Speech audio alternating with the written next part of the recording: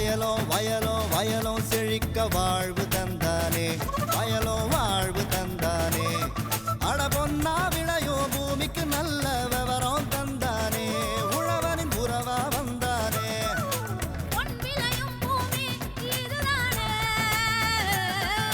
வயலோ வயலோ வயலோ செழிக்க வாழ்வு தந்தானே, வயலோ வாழ்வு தந்தானே. அட பொன்னா விளையோ பூமிக்கு நல்ல விவரம் தந்தானே, உழவனின் உறவா வந்தானே. தந்தன தந்தன தன தந்தானே, மங்களம் பொங்கிட துணை வந்தானே. தந்தன தந்தன தன தந்தானே, மங்களம் பொங்கிட துணை வந்தானே. வேளாண் பெருமக்களுக்கு அன்பு வணக்கம்.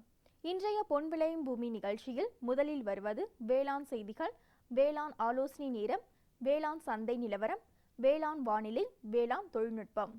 இன்றைய வேளாண் தொழில்நுட்ப பகுதியில் சுற்றுச்சூழல் பாதுகாப்பில் காடுகளின் பங்கு குறித்து விரிவாக விவரிக்கின்றார் கோயம்புத்தூர் மாவட்டம் மேட்டுப்பாளையம் வனக்கல்லூரி மற்றும் ஆராய்ச்சி நிலைய மர வளர்ப்பியல் துறை உதவி பேராசிரியர் முனைவர் எம் பிரசாந்த் ராஜன் அவர்கள்.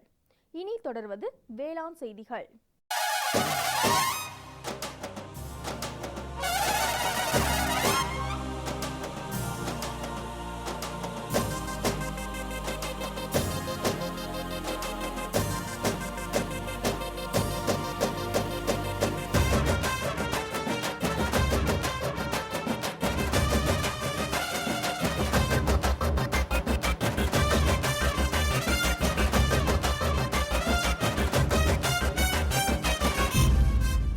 வணக்கம். வேளாண் செய்திகள். முதலில் வருவது மாத்தி யோசிச்சேங்க.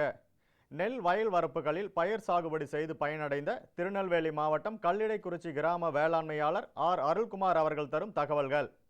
வேளாண் ஆலோசனை நேரத்தில் கன்னியாகுமரி, தூத்துக்குடி, விருதுநகர் மற்றும் ராமநாதபுரம் ஆகிய மாவட்டங்களுக்கான வேளாண் அறிவிக்கை. தொடரும் வேளாண் ஆலோசனை நேரத்தில் இன்றைய தாவர பகுதியில் வெண்ணிலா. தொடரும் தகவல் நேரத்தில் தொடர் நெல் சாகுபடியில் சீரிய துத்தநாக சத்து மேலாண்மை குறித்த தகவல்கள். தொடர்ந்து வேளாண் சந்தையில் வேளாண் ஒழுங்குமுறை விற்பனை கூடங்களில் வேளாண் விளைபொருட்களின் விலை நிலவரம்.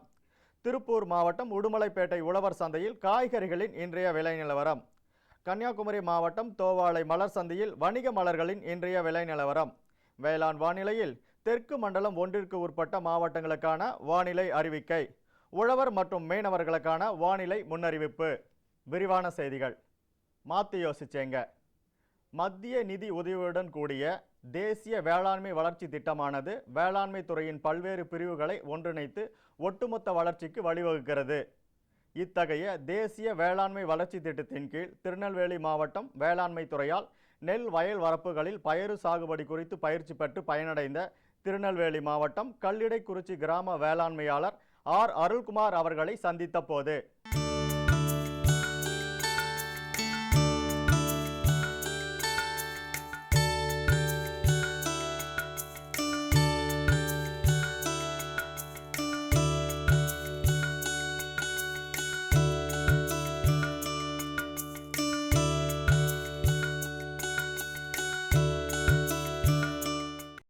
எங்கள் அப்பா காலத்துக்கு பிறகு எங்கள் அப்பா சொல்லி தந்த பாரம்பரிய முறையினை பயன்படுத்தி நான் நெல் சாகுபடி செஞ்சு வந்தேன். அந்த பாரம்பரிய நெல் சாகுபடி முறையினை பயன்படுத்தும் போது எனக்கு போதுமான அளவு வருமானமும் மகசூலும் கிடைக்கல. அப்படி கிடைக்காத பட்சத்தில் இந்த இயந்திர நெல் சாகுபடி பற்றி கேள்விப்பட்டேன். இயந்திர நெல் சாகுபடி பற்றி தெரிஞ்சதுக்காக சேரன்மாதேவி வேளாண்மை அலுவலகத்தை நான் அணுகினேன். அவங்க நடத்தக்கூடிய ஒவ்வொரு பயிற்சி முகாமிலையும் நான் கலந்துக்கிட்டேன். அந்த பயிற்சி முகாம் மற்ற இதில் கலந்துக்கிட்ட மூலியமாக இயந்திர நெல் சாகுபடியை பற்றியும் அதனோட பலன்களை பற்றியும் நான் தெரிஞ்சுக்கிட்டேன். பிசான சாகுபடியில் இயந்திர நெல் சாகுபடி செஞ்சு பார்த்தேன். வேளாண்மை அலுவலர்கள் சொன்ன முறையான இயந்திர நெல் சாகுபடி முறையை கடைப்பிடிச்சி இப்போ நல்ல செம்மையான முறையில் பயிர் செஞ்சுக்கிட்டு வரேன். இயந்திர நெல் சாகுபடி முறையை பயன்படுத்தி பண்ணும்போது ஒரு ஏக்கருக்கு 2லிருந்து 3 கிலோ விதை நெல் தான் தேவைப்படுது. தட்டு நாற்றங்கால் முறை அமைச்சு நாற்று பாவுறோம். இயந்திரங்களை கொண்டு களை எடுக்கிறோம். இயந்திரங்களை கொண்டு களை எடுக்கும்போது மிக குறைஞ்ச செலவு தான் ஆகுது. திரும்ப இயந்திரங்களை கொண்டு களை எடுக்கிறதுனால பயிர் அதிக வளர்ச்சி, அதிக தூர் பிடிக்கக்கூடிய தன்மை, அதிகமான வெள்ளை வேர்கள் உற்பத்தி ஆகுது. இதனால் அதிக எந்த நேரமும் வயலில் நீர் கட்ட வேண்டிய சூழ்நிலை இல்லை. எல்லா வகையிலுமே எனக்கு இயந்திர நெல் சாகுபடி வந்து லாபகரமாகவும் செலவினங்கள் கம்மியான செலவினங்களும் அதிகமான லாபமும் கிடைக்குது. இது வரைக்கும் நான் 2 போகம் நெல் சாகுபடியும் அந்த நெல் சாகுபடி காலம் போக நஞ்சை தரிசில் பயிர் வகை பயிர்களையும் பண்ணிட்டு வந்தேன்.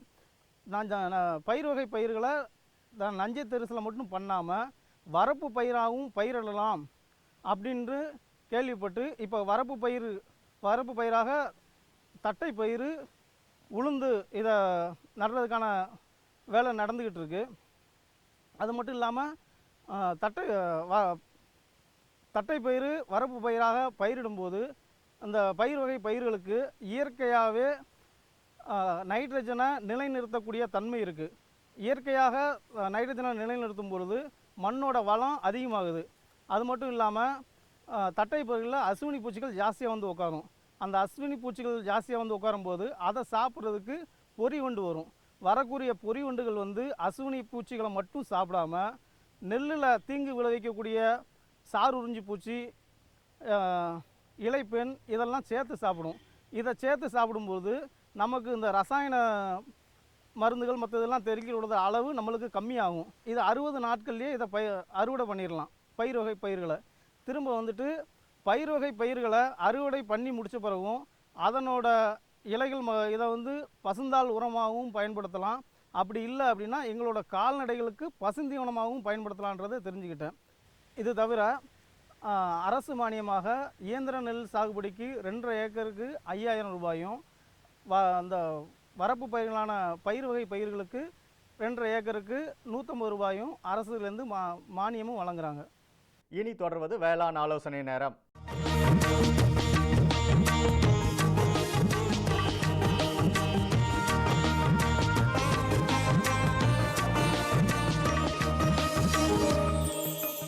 இன்றைய வேளாண் ஆலோசனை நேரத்தில் கன்னியாகுமரி, தூத்துக்குடி, விருதுநகர் மற்றும் ராமநாதபுரம் ஆகிய மாவட்டங்களுக்கான வேளாண் அறிவிக்கை. கன்னியாகுமரி மாவட்ட வேளாண்மையாளர்களுக்கு வரும் நாட்களில் வெப்பநிலை சற்று அதிகரிப்பதற்கான சாத்தியக்கூறு இருப்பதால் இவ்வருடம் நடவு செய்த வாழை, மா, ஜாதிக்காய், கிராம்பு, மிளகு, ரப்பர் போன்ற பயிர்களுக்கு நீர் பாய்ச்சுதல் வேண்டும். வறண்ட வானிலை காணப்படுவதால் மல்லிகை செடிகளுக்கு பூ உருவாகும் பருவம் என்பதால் நீர் பாய்ச்சவும். தூத்துக்குடி மற்றும் விருதுநகர் ஆகிய மாவட்ட வேளாண்மையாளர்களுக்கு வரும் தினங்களில் எதிர்பார்க்கப்படும் மிதமான மேகமூட்டம் மற்றும் ஈரப்பதம் கொண்ட வானிலையால் நெல்லில் கதிர் நாவாய் பூச்சியின் தாக்கம் தென்படுவதால் இதனை கட்டுப்படுத்த மாலத்தியான் 1 ஹெக்டேருக்கு 500 மில்லி லிட்டர் என்ற அளவில் கலந்து தெளிக்கவும். நிலவும் வானிலையால் எலுமிச்சையில் எலுமிச்சை துள்ளு பூச்சியின் தாக்கம் தென்பட்டால் இதனை கட்டுப்படுத்த பாதிக்கப்பட்ட செடிகளை சேகரித்து அழிக்கவும் மற்றும் மாலத்தியான் 0.05% அல்லது கார்பரில் 0.1% தெளிக்கவும். ராமநாதபுரம் மாவட்ட வேளாண்மையாளர்களுக்கு முக்கிய பயிர்கள் நெல், கரும்பு மற்றும் பருத்தி. வரும் தினங்களில் எதிர்பார்க்கப்படும் வானிலையால் மல்லிகையில் மொட்டுப்புழுவின் தாக்குதல் தென்படும். இதனை கட்டுப்படுத்த மோனோக்ரோட்டோபாஸ் 2 மில்லி லிட்டரை 1 லிட்டர் தண்ணீரில் கலந்து தெளிக்கவும். அதிகப்படியான மேகமூட்டம் மற்றும் காற்றின் ஈரப்பதம் காரணமாக கால்நடைகளுக்கு நாவறட்சி ஏற்படும். எனவே போதிய குடிநீர் கால்நடைகளுக்கு அளிக்கவும். தொடரும் வேளாண் ஆலோசனை நேரத்தில் இன்றைய தாவர பகுதியில் வெண்ணிலா. தோட்டக்கலை நறுமண பயிரான வெண்ணிலா சாகுபடி குறிப்புகளை காண்போம். பயிரிட ஏற்ற தட்பவெப்பநிலை. சிறந்த வளர்ச்சிக்கு 150 முதல் 300 சென்டிமீட்டர் சராசரி வருட மழையளவு கொண்டிருத்தல் வேண்டும். மேலும் பூக்கும் தருணத்தில் மழையிருத்தல் கூடாது. பயிரிட ஏற்ற மண். அங்ககச்சத்து நிறைந்த நல்ல வடிகால் வசதியுடைய மண் சாகுபடிக்கு ஏற்றது. பயிரிட ஏற்ற பருவம். துணை மரங்கள் நட்ட 6 மாதங்களுக்கு பிறகு வெண்ணிலா நடவு செய்ய வேண்டும். அதாவது செப்டம்பர், அக்டோபர், நவம்பர் மாதங்களில் நடவு செய்ய வேண்டும். அறுவடை. காய்கள் மலர்ந்த 6 முதல் 9 மாதங்களில் அறுவடை செய்யலாம். முதிர்ந்த காய்கள் பச்சை நிறத்திலிருந்து இளமஞ்சள் நிறமாக மாறும் தருணத்தில் அறுவடை செய்ய வேண்டும். மகசூல். ஒரு வருடத்தில் 1 ஹெக்டேரிலிருந்து 300 முதல் 600 கிலோ பதப்படுத்தப்பட்ட பீன்ஸ் கிடைக்கும். மேலும் விவரங்கள் பெற agritech.tnau.ac.in என்ற இணையதளத்தை பார்க்கவும். இனி வருவது தகவல் நேரம். இன்றைய தகவல் நேரத்தில் தொடர் நெல் சாகுபடியில் சீரிய துத்தநாக சத்து மேலாண்மை குறித்த தகவல்கள். நமது முதன்மையான உணவு பயிராக நெற்பயிர் உள்ளது. நுண்ணூட்ட சத்துக்களை பொறுத்தவரையில் துத்தநாக சத்து பற்றாக்குறை மட்டுமே நெற்பயிரில் காணப்படுகிறது. நெற்பயிருக்கு தொடர்ந்து வயலில் நீர் தேக்கி வைப்பதால் துத்தநாகம் துத்தநாக சல்பைட்டாகவோ அல்லது துத்தநாக கார்பனேட்டாகவோ மாற்றம் பெறுகிறது. இதனால் பயிருக்கு தேவையான துத்தநாகத்தின் அளவு குறைகிறது. அறிகுறிகள்: நெற்பயிரில் துத்தநாக குறைபாடு நாற்று நட்டு 3 to 4 வாரத்துக்குள் காணப்படும். இளம் இலைகளில் நடுநரம்பு அடிப்புறத்திலிருந்து வெளுத்து காணப்படும். மேல்புறம் மற்றும் நடுப்பகுதி இலைகளில் பழுப்பு நிற புள்ளிகள் தோன்றும். இப்புள்ளிகள் ஒன்று சேர்ந்து இலை முழுவதும் பழுப்படைந்து காய்ந்துவிடும். பயிர்கள் வளரும் பொழுது இந்த குறைபாட்டு அறிகுறிகள் மறைந்தாலும் விளைச்சல் குறையும். நெற்பயிரில் துத்தநாக பற்றாக்குறையை நிவர்த்தி செய்வதற்கான பொதுவான வழிமுறைகள்: பயிர் சாகுபடி திட்டத்தில் தொடர்ந்து நெற்பயிர் சாகுபடி செய்யாமல் இடையிடையில் பயிர் வகை பயிர்கள் போன்ற மாட்டுப் பயிர்களை பயிரிடுதல். வயலில் தொடர்ந்து தண்ணீர் தேங்கியிருப்பது நெற்பயிரில் துத்தநாக பற்றாக்குறை ஏற்படுவதற்கான ஒரு முக்கிய காரணமாகும். எனவே நெற்பயிரின் வளர்ச்சி பருவத்திலும் பற்றாக்குறை அறிகுறிகள் தென்படும் பொழுதும் வயலில் தேங்கியுள்ள தண்ணீரை வடித்து போதுமான ஈரப்பதம் மட்டும் இருக்குமாறு பார்த்து கொள்ளுதல். துத்தநாக சல்பேட் உரம் இடுதல். துத்தநாக பற்றாக்குறை உள்ள மண்ணில் துத்தநாக பற்றாக்குறையை தாங்கி வளரக்கூடிய நெல் ரகங்களை பயிரிடுதல். மத்திய கால ரகங்கள் குறுகிய கால ரகங்களை விட துத்தநாக பற்றாக்குறை தாங்கி வளரக்கூடியவை. பசுந்தாள் உரங்கள் மற்றும் அங்கக உரங்களை அதிக அளவில் இடுதல் போன்றவற்றை மேற்கொள்வதன் மூலம் துத்தநாக பற்றாக்குறையை நிவர்த்தி செய்து தரமான நல்ல விளைச்சலை பெற முடியும். விளம்பர இடைவேளைக்கு பின் வேளாண் செய்திகள் தொடரும்.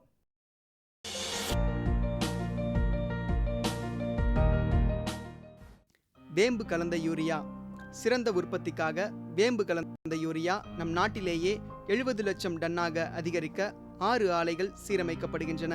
FCIL-இன் கோரக்பூர், சித்ரி, தல்சர் மற்றும் ராமகுண்டம் ஆலைகள், HFCL-இன் பரௌனி மற்றும் BVFCL-இன் நாமருல் போர்ட் ஆகியன. பழம் நழுவி பாலில் விழுந்தது போல இப்பொழுது நம் நாட்டிலேயே வேம்பு கலந்த யூரியா உற்பத்தி செய்யப்படும். இதனால் விவசாயிகளுக்கு நன்மையே விளையும். 10% வரை தானிய உற்பத்தி அதிகரிக்கும். மண்ணில் 10 to 15% நைட்ரஜன் திறன் அதிகரிக்கும். சிறந்த உற்பத்திக்கு வேம்பு கலந்த யூரியா.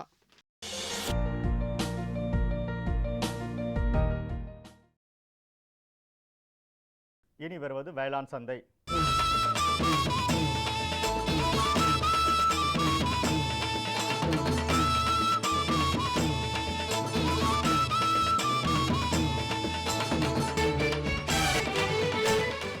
இன்றைய வேளாண் சந்தையில் தமிழ்நாடு வேளாண் ஒழுங்குமுறை விற்பனை கூடங்களில் வேளாண் விளைபொருட்களின் விலை நிலவரம்.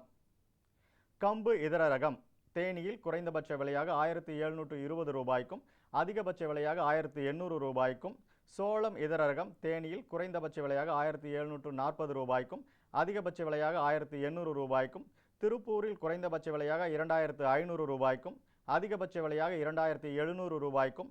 மக்காச்சோளம் இதர ரகம் திண்டுக்கல்லில் குறைந்தபட்ச விலையாக 1350 ரூபாய்க்கும் அதிகபட்ச விலையாக 1550 ரூபாய்க்கும். கள்ளக்குறிச்சியில் குறைந்தபட்ச விலையாக 1700 ரூபாய்க்கும் அதிகபட்ச விலையாக 1831 ரூபாய்க்கும். நெல் இதர ரகம் கம்பத்தில் குறைந்தபட்ச விலையாக 1440 ரூபாய்க்கும் அதிகபட்ச விலையாக 1520 ரூபாய்க்கும். கெங்கவள்ளியில் குறைந்தபட்ச விலையாக 920 ரூபாய்க்கும் அதிகபட்ச விலையாக 960 ரூபாய்க்கும். கேழ்வரகு இதர ரகம் திண்டிவனத்தில் குறைந்தபட்ச விலையாக 1599 ரூபாய்க்கும் அதிகபட்ச விலையாக 2055 ரூபாய்க்கும். விக்கிரவண்டியில் குறைந்தபட்ச விலையாக 1791 ரூபாய்க்கும் அதிகபட்ச விலையாக 1891 ரூபாய்க்கும். டிவி கம்பு இதர ரகம் கள்ளக்குறிச்சியில் குறைந்தபட்ச விலையாக 1586 ரூபாய்க்கும் அதிகபட்ச விலையாக 2371 ரூபாய்க்கும். பன்ருட்டியில் குறைந்தபட்ச விலையாக 1615 ரூபாய்க்கும் அதிகபட்ச விலையாக 2009 ரூபாய்க்கும். பருத்தி இதர ரகம் திண்டுக்கல்லில் குறைந்தபட்ச விலையாக 4500 ரூபாய்க்கும் அதிகபட்ச விலையாக 5200 ரூபாய்க்கும். கொளத்தூரில் குறைந்தபட்ச விலையாக 5700 ரூபாய்க்கும் அதிகபட்ச விலையாக 6200 ரூபாய்க்கும். கொப்பரை தேங்காய் இதர ரகம் ஆத்தூரில் குறைந்தபட்ச விலையாக 5200 ரூபாய்க்கும் அதிகபட்ச விலையாக 5700 ரூபாய்க்கும். நாமக்கல்லில் குறைந்தபட்ச விலையாக 5300 ரூபாய்க்கும் அதிகபட்ச விலையாக 5500 ரூபாய்க்கும். மணிலா இதர ரகம் திண்டுக்கல்லில் குறைந்தபட்ச விலையாக 4500 ரூபாய்க்கும் அதிகபட்ச விலையாக 5500 ரூபாய்க்கும். கரூரில் குறைந்தபட்ச விலையாக 4100 ரூபாய்க்கும் அதிகபட்ச விலையாக 4300 ரூபாய்க்கும் விற்பனை செய்யப்பட்டது. தொடரும் வேளாண் சந்தையில் திருப்பூர் மாவட்டம் உடுமலைப்பேட்டை உழவர் சந்தையில் காய்கறிகளின் இன்றைய விலை நிலவரம். கத்திரிக்காய் 1 கிலோ 12 ரூபாய்க்கும் வெண்டைக்காய் 1 கிலோ 14 ரூபாய்க்கும் அவரைக்காய் 1 கிலோ 26 ரூபாய்க்கும், சின்ன வெங்காயம் 1 கிலோ 18 ரூபாய்க்கும், பெரிய வெங்காயம் 1 கிலோ 18 ரூபாய்க்கும், பச்சை மிளகாய் 1 கிலோ 25 ரூபாய்க்கும், தக்காளி 1 கிலோ 5 ரூபாய்க்கும், கருவேப்பிலை 1 கிலோ 30 ரூபாய்க்கும், கொத்தமல்லி 1 கிலோ 30 ரூபாய்க்கும், புதினா 1 கிலோ 30 ரூபாய்க்கும் விற்பனை செய்யப்பட்டது. கன்னியாகுமரி மாவட்டம் தோவாளை மலர் சந்தையில் வணிக மலர்களின் இன்றைய விலை நிலவரம். கத்திரி ரோஸ் 20 பூக்கள் கொண்ட பாக்கெட்டின் விலை 20 ரூபாய்க்கும், மல்லிகை 1 கிலோ 400 ரூபாய்க்கும், முல்லை 1 கிலோ 300 ரூபாய்க்கும், கனகாம்பரம் 1 கிலோ 400 ரூபாய்க்கும், செண்டுமல்லி 1 கிலோ 30 ரூபாய்க்கும், வாடாமல்லி 1 கிலோ 40 ரூபாய்க்கும், பட்டன் ரோஸ் 1 கிலோ 100 ரூபாய்க்கும், துளசி 1 கிலோ 20 ரூபாய்க்கும், சம்பங்கி 1 கிலோ 200 ரூபாய்க்கும், அரளி 1 கிலோ 60 ரூபாய்க்கும், சாமந்திப்பூ 1 கிலோ 40 ரூபாய்க்கும், கோழிக்கொண்டைப்பூ 1 கிலோ 50 ரூபாய்க்கும் விற்பனை செய்யப்பட்டது. இனி வருவது வேளாண் வானிலை.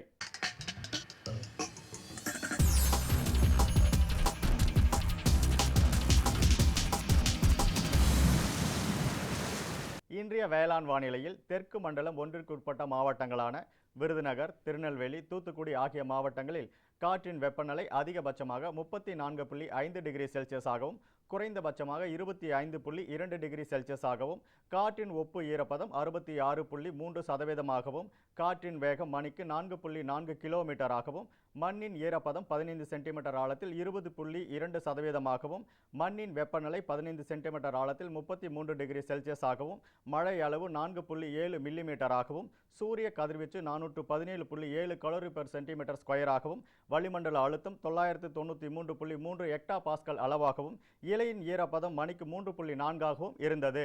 வானிலை முன்னறிவிப்பு. உழவர்களுக்கான வானிலை முன்னறிவிப்பு. தமிழகம் மற்றும் புதுச்சேரியில் ஒரு சில இடங்களில் மழையோ அல்லது இடியுடன் கூடிய மழையோ பெய்யக்கூடும். மீனவர்களுக்கான வானிலை முன்னறிவிப்பு. தமிழகம் மற்றும் புதுச்சேரி கடலோர பகுதிகளில் தென்மேற்கு மற்றும் மேற்கு திசையிலிருந்து மணிக்கு 45 முதல் 55 கிலோமீட்டர் வேகத்தில் பலத்த காற்று வீசக்கூடும். இத்துடன் இன்றைய வேளாண் செய்திகள் நிறைவு பெறுகிறது. மீண்டும் அடுத்த வேளாண் செய்திகள் சந்திப்போம். வணக்கம். பிரதம மந்திரி வேளாண் நீர்ப்பாசன திட்டம். விவசாயிகளின் நன்மையை நோக்கிய முன்னேற்றம். பிரதம மந்திரி வேளாண் நீர்ப்பாசன திட்டம். ஒவ்வொரு வயலுக்கும் நீர், ஒவ்வொரு துளியிலும் அதிக விளைச்சல். சரியான நீர்ப்பாசன முறைகள் மற்றும் நீர் பாதுகாப்பின் புதிய தொழில்நுட்பங்களுடன் பூமியின் நீரளவு அதிகரிக்கும். வட்டார அளவில் நீர்ப்பாசன திட்டங்கள் நடக்கும். நீர்ப்பாசனமற்ற இடங்களிலும் நீர் பாய்ச்சுவதால் உற்பத்தி அதிகரிக்கும். இந்திய அரசின் மாபெரும் திட்டம் பிரதம மந்திரி வேளாண் நீர்ப்பாசன திட்டம்.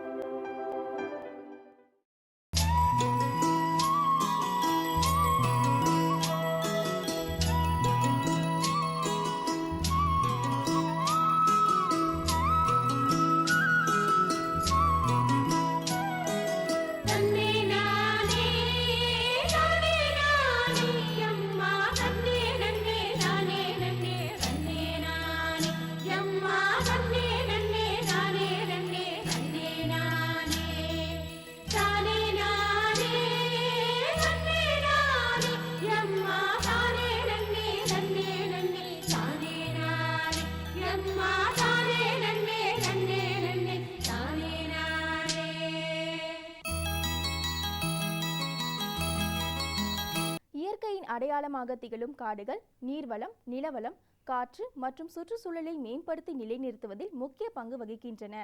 மேலும் இவை மழைப்பொழிவை ஏற்படுத்தி இயற்கை சமநிலை செய்வதுடன் வேளாண்மைக்கும் பேருதவி புரிந்து வருகின்றன. இத்தகைய காடுகளால் சுற்றுச்சூழல் எந்தெந்த வகையில் பாதுகாக்கப்பட்டு வருகின்றது என்பதை குறித்து விரிவாக விவரிக்கின்றார் கோயம்புத்தூர் மாவட்டம் மேட்டுப்பாளையம் வனக்கல்லூரி மற்றும் ஆராய்ச்சி நிலைய மர வளர்ப்பியல் துறை உதவி பேராசிரியர் முனைவர் எம் பிரசாந்த் ராஜன் அவர்கள்.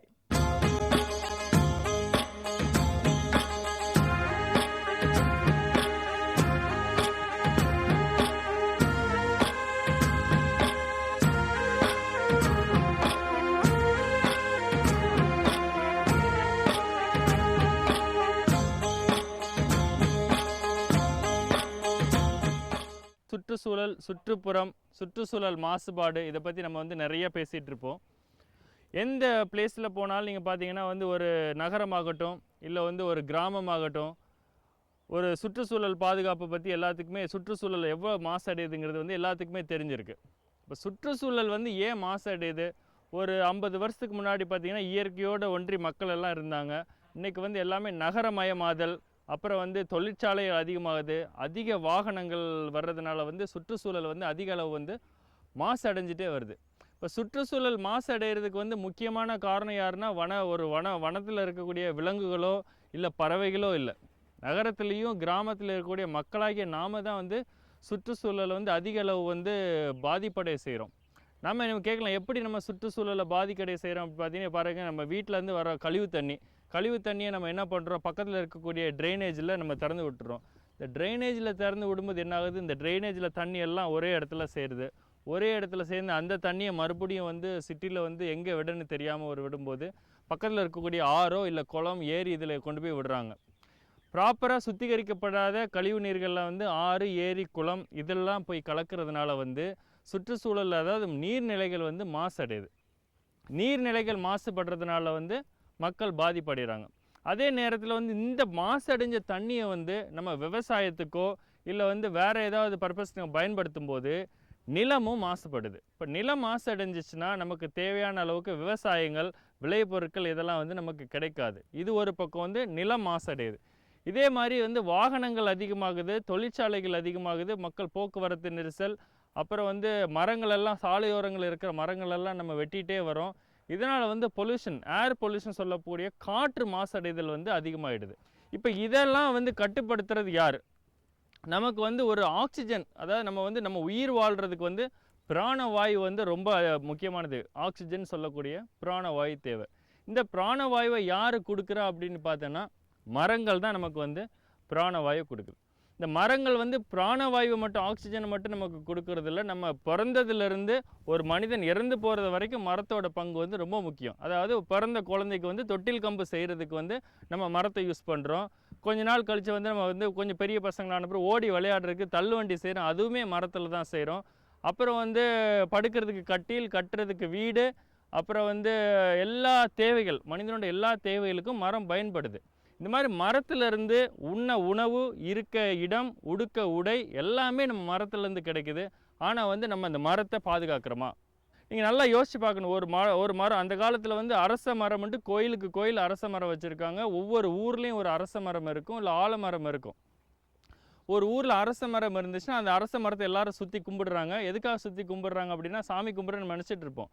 ஆனால் அரச மரம் வந்து காலையிலையும் மத்தியானமும் இரவு நேரங்கள், அதாவது ஒரு நாளைக்கு 24 மணி நேரமும் ஆக்சிஜன் கொடுக்கக்கூடிய வல்லமை படைச்சது. அதனால தான் அதுக்கு பேர் வந்து அரச மரம். அதனால் நீங்கள் அரச மரத்தை 7 முறை சுற்றி கும்பிட்டு வரும்போது நமக்கு தேவையான பிராணவாயு கிடைக்குது.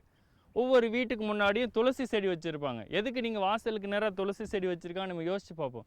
துளசி செடியும் நமக்கு தேவையான சுத்தமான ஆக்சிஜன், சுத்தமான காற்று நமக்கு கொடுக்குது. ஆலமரத்தை எடுத்துக்கோங்க. ஒரு ஆலமரம் வந்து ஒரு சின்ன விதையிலேருந்து வளருது. ஒரு ஆலமரம் ஒரு ஊரில் இருந்துச்சுன்னா அந்த ஆலமரத்தை நம்பி ஒரு 500 பறவைகள் இருக்கும்.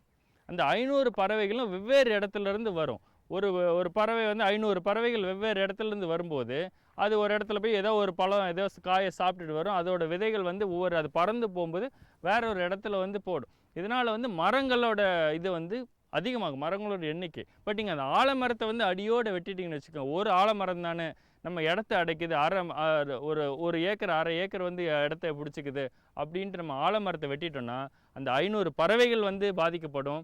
500 பறவைகள் பாதிக்கப்படுறதோட அந்த 500 பறவைகள்லேருந்து சிதறக்கூடிய விதைகள், வெவ்வேறு இடத்துல வரக்கூடிய அந்த மரங்கள் வளருங்க வந்து பாதிக்கப்படுது.